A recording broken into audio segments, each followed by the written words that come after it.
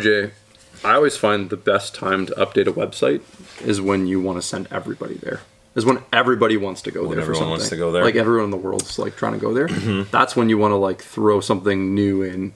Yeah, and like completely just like throw it, to the wolves or whatever. Just watch it disintegrate. Just watch it burn to the ground, Yeah, I mean, this seems to be the way things are with lots of things, video games, etc. It does, yeah. It is not. We're gonna launch a new thing and then watch it implode under the weight of all these users or whatever. Doesn't seem unique to GW at all. No. So yeah, if you were trying to access Warhammer Community on the weekend, as there was like Warhammer, what are they calling it? Warhammer Day now? What is it? We have a Warhammer Fest and a Warhammer Day for some reason. Okay. They Hallmark invented a day, a holiday, so they could give an excuse to do a little preview of things to come. I don't know. I couldn't access it. It kept giving me a server error, and I kept every like hour or so. I was like, "Oh yeah, there's a thing," and I checked, and it was like just 505 error or whatever it was. Like whatever. I'm like, okay, and then an hour later, still an error. After about 5 times, I was just like, I don't care anymore. Yeah, and then I went to the site, and they had like some recap of the pictures, and it was very. It was like fine or whatever. I don't even. Well, when you actually got through to it or whatever? Well, they do like recaps, like articles of stuff. But the recap article was like a new format too, which I didn't like because it was instead of just showing all the cool shit in an article, it was just a bunch of links to a bunch of articles. Oh, and I think a lot of those were broken too. Of course, I mean, if you don't get a 505, you're not in the right place. Yeah, it was. So yeah, not a good look, unfortunately. Launching a new website, really bad. Probably don't launch it. Maybe you launch it the week before. Get some people going there naturally with traffic, work out your kinks, and then have your Warhammer Day. But they love doing it on Twitch or whatever. That's their like preview thing, yeah. I don't know. What do you think of the Twitch format? Okay, here's a few things. Like I don't know about the viewers. I don't know if anyone here has any. I'm sorry if you do. If you have any for the kind of the format they do with the commentators and the sitting on the couch and having a chat about the new the new thing. Well, first of all, the personalities have just gotten unfortunately very very dry and bland, and because basically anytime they've ever had anyone good, that person becomes the face of the company and kind of becomes bigger than the company, and then they don't like that, so they're like, get out of here. Yeah. So they had the probably the worst reaction, which is like, we need to find people with no personality. And this is not an insult to the people doing it. They're doing the best they can. They're like, yeah. And not everyone is like. I'm not even saying we are like charismatic. Like I'm not saying I could do that job either. It's just it's a tough job, and it is suited to certain types of people, right? Yes. Yeah. And those aren't those people. No. Well, and even if they were, they've handcuffed them so much. I think so. Yeah. With this format script that's like just and I get they want to chat about what's exciting, I guess, but I guess the game designers and the hosts and random people working there are just not the right people either. They're just not I guess because something they haven't done, and I don't know if it's for similar reasons, is like the most excited people and the best people would probably be like people that make YouTube videos, and not us probably, but like some of the good ones or whatever. Good ones, yeah. That's a good way to put it, yeah. The good ones. That do some of the the really good bat reps and really good podcasts that have like actual great good in front of camera personalities. It's funny that you kind of say that, because like one thing like a lot of companies do, like card game companies, I know do this. I know this is big in other outside industries where like they're showing off something new. They'll actually send it to those people early. It's obviously way before it's for sale or anything like that. Yeah. Or like you could have these like YouTubers and like just like here's some pictures. You guys do a stream. Yeah. And you talk about it, and you obviously you're diverting traffic there. Yeah. Which probably they don't like. They don't like that. It would be more entertaining. It would be. You almost wish that they picked like, I don't know. Let's say not even that many. Let's say 2 or 3. Obviously, you have like a team for 40K. A team for AOS, and then probably like 2 or 3 other ones, small teams for the few big, the heresies, the old worlds, I guess, and like some of these like specialist games that have big releases. And and have them be really involved, and not just like, because they already send the stuff a bit early, but it's also tight. It's like, no, you can't talk about it until it's basically coming out, and then you can do your thing, and there's like so many limits to what they can say and how they. You almost wish they brought in a small team of these people and just like worked with them or found the right ones and then gave them that little bit extra, whatever it is. Maybe it's a training thing. Maybe it's like this is how we want to do it. Obviously there's still like a problem with like when they're not official, like maybe you officially employ them, but like on a contractual basis or something, where there is some legal forms there that say, hey, look, you can't trash us or be overly negative. Well, they're not going to want. They already have that over their head, right? Because like if you look at it this way, like you say, okay, like pick the number one Warhammer Underworlds channel. That's like positive. Mm-hmm. Like that does a pretty good job, a fair job. You say, okay, you pick them. They're already probably getting all the free models from Games Workshop. And usually free model guy is like a tiny guy. It's like it's his own little channel, and maybe it's his. So like, you have like to a large degree something over their head already. Yeah, unfortunately, because if you don't do the job right, there's like a level as in say negative things. If you say negative things, it will cut you off, and then your channel dies. Yeah, like there's a level of duress there, right? Whether you want to acknowledge it or not, powerful. It's very powerful, right? Yeah. So you have that already, even if you don't need a contract.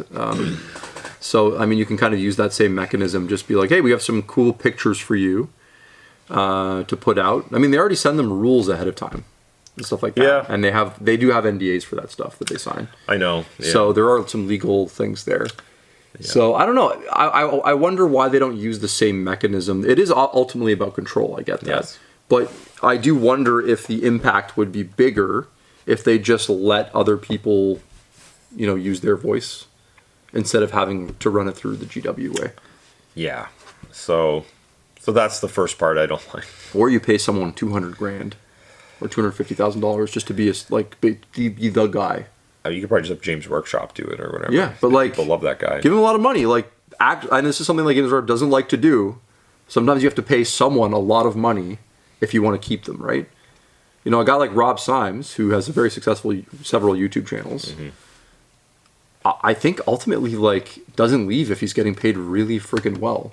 Yep. You know what I mean? Well, the other thing is, if you pay someone well in the entertainment business, you can basically be like, look, here's the aspects you can be yourself and be that, and then here's the things you cannot go, the lines you can't cross. Of course, right. And this is what professional presenters, hosts, whatever you want to call it, whether you're watching a sportscast or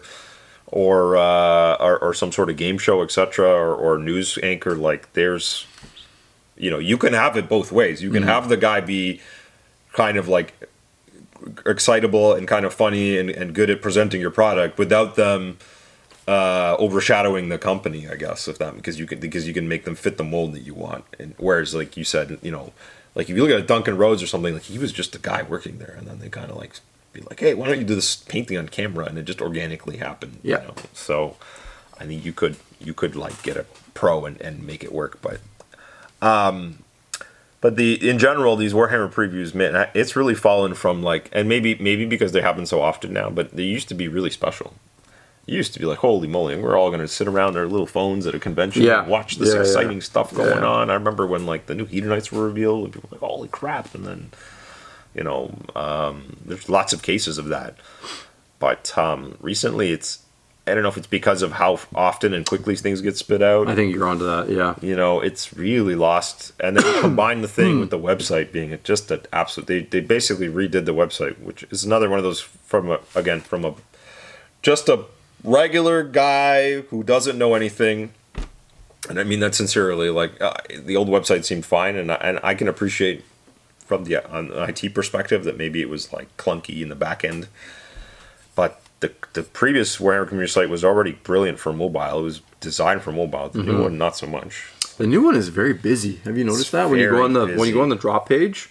There's so many little article pictures now, and I'm just it's, I don't know. You kind of get lost a little bit. Harder to find stuff, and anyway, so that you combine the weak sauce presenting with the crappy website that isn't working, that is hard to find things, and you blend that with a frankly kind of flat, I get substance. I get that the stuff incoming is is going to be exciting to someone. So that's true. Yeah. Like just because I'm not maybe like crazy jazzed about it.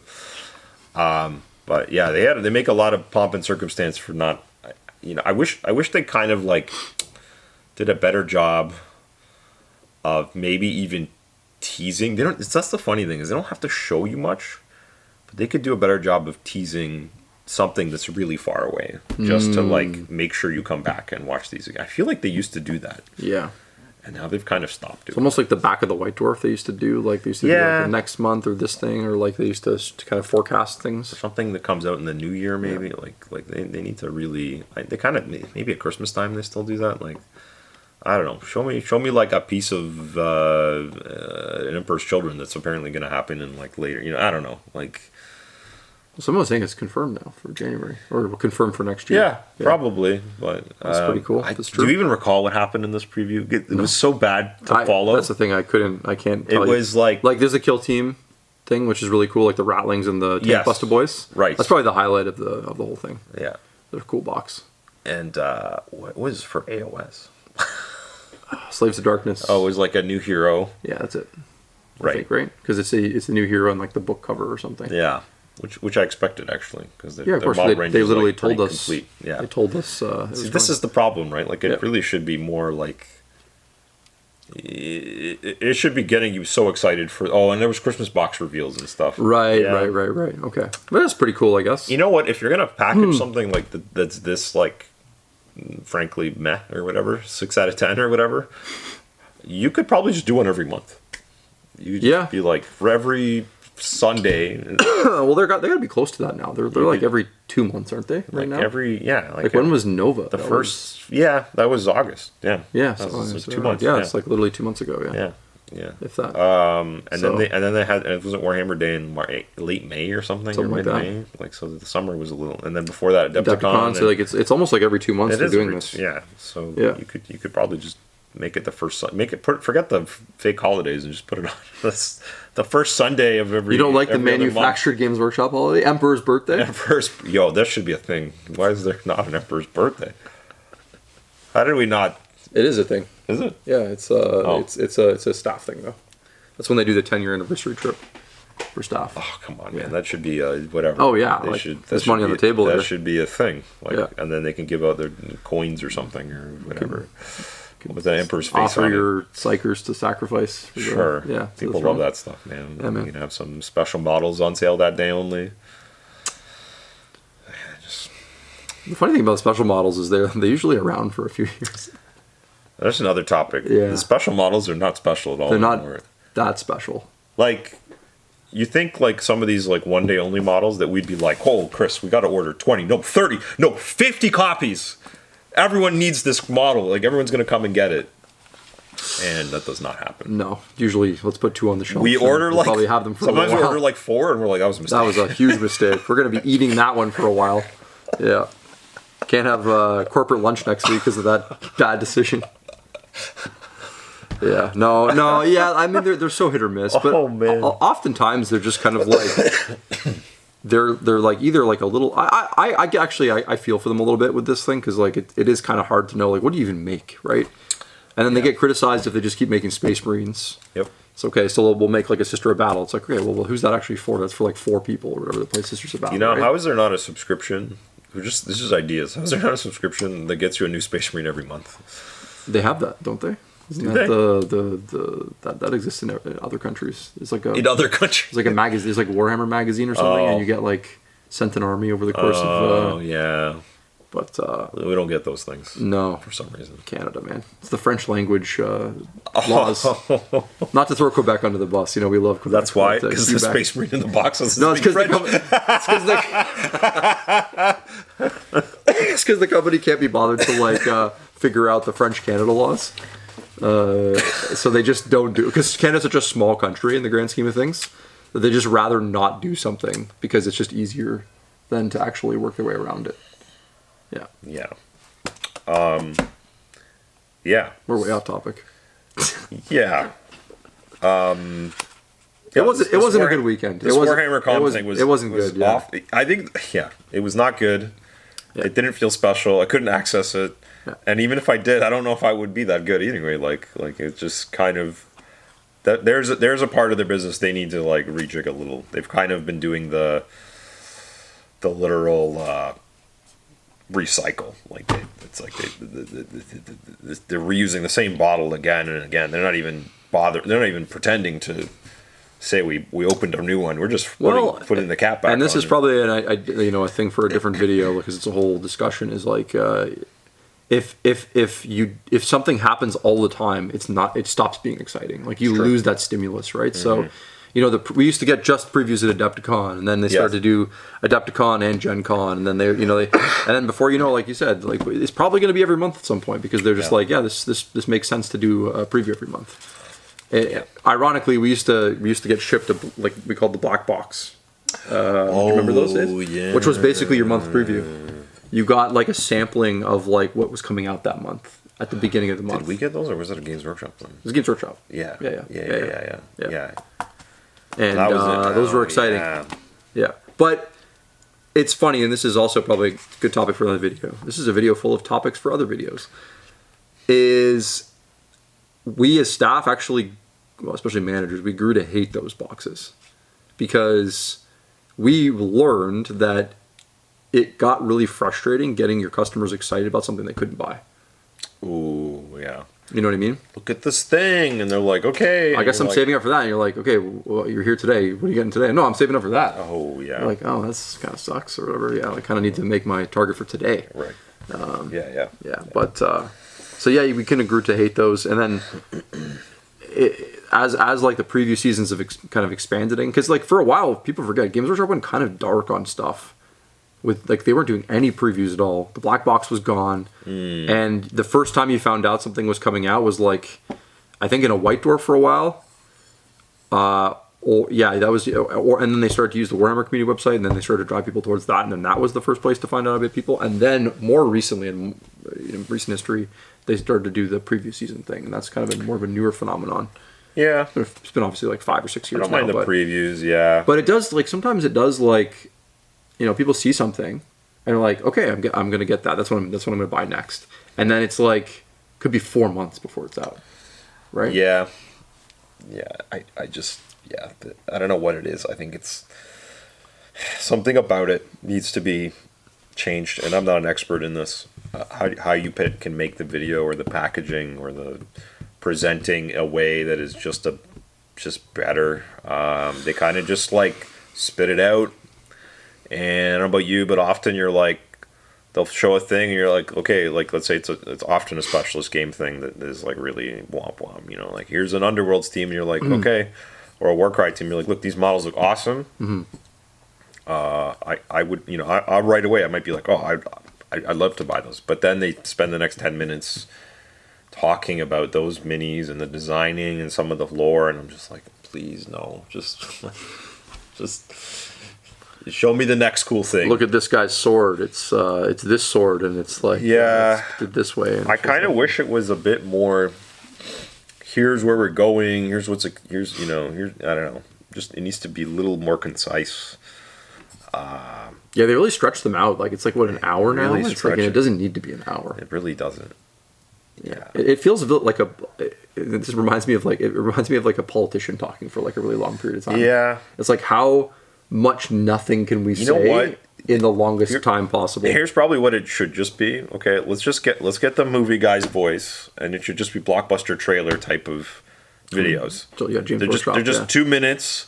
Look at these Warcry miniatures. Yeah, like amazing. Yeah, like, that's all it should be. Yeah, it's like that would be pretty good. Yeah, I'm not gonna lie to you. Yeah, and throw in some jokes. Pretty strong. And that's it. Like that's effective. Yeah, we want little 2 to 5 minute clips. Hey man, we're living in the land of TikTok now. Like it should be TikToks. It should be. Shorten that up, man. Shorten that up. Yeah, it should be gags and previews. Like the minis are the company. Why are we on TikTok? Oh, because we suck at all these social media. We're bad at it. We're old and we don't care. Whatever. It's a lot of very condemning reasons. I don't want you to be that honest. I don't know.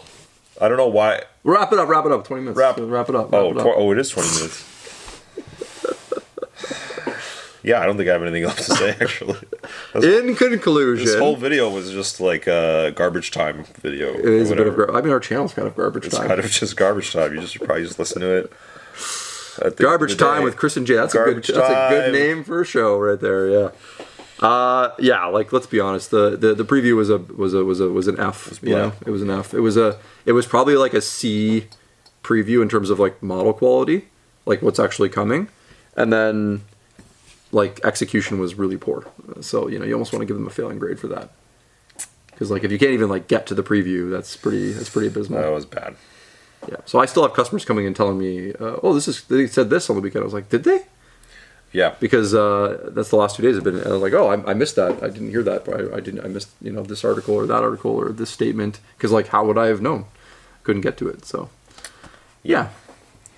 Do better, Games Workshop. I know you watch this channel, James Workshop. Must watch I know it. you watch. Yeah. So you watch everything. Do better. Better previews. Better problems.